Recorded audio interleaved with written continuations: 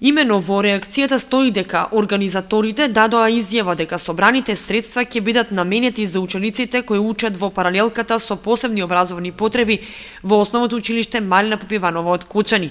Но до 21 ноември никој од организаторите на етновешта жена го нема контактирано училиштето за намерата за организирање на ваква манифестација, ниту за резултатите и начинот на намената на средствата кои се собрани на манифестацијата.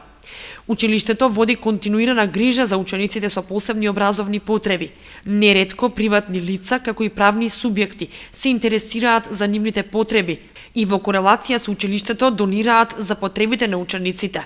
Но изненадува податокот дека една организација се повикува дека организира манифестација за собирање на средства за учениците со посебни образовни потреби, а до ден денес го нема на никој начин контактирано училиштето, иако манифестацијата е веќе завршена. Стои во реакцијата од директорот Цимбалевиќ. Канал 8 ги контактираше и координаторите на етновешта жена од Кочани, со цел да ја слушне и другата страна, од каде што демантираат дека не е информирано училиштето за намерата дека ќе се организира таква манифестација.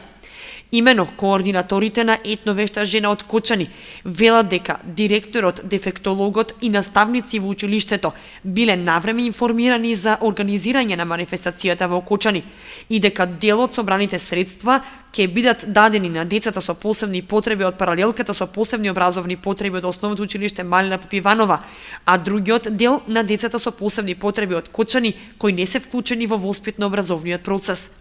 Координаторите додаваат дека средствата ќе бидат лично дадени на тие деца, а не префрлени на сметка на училиштето, како што очекуваше директорот Цимбалевиќ.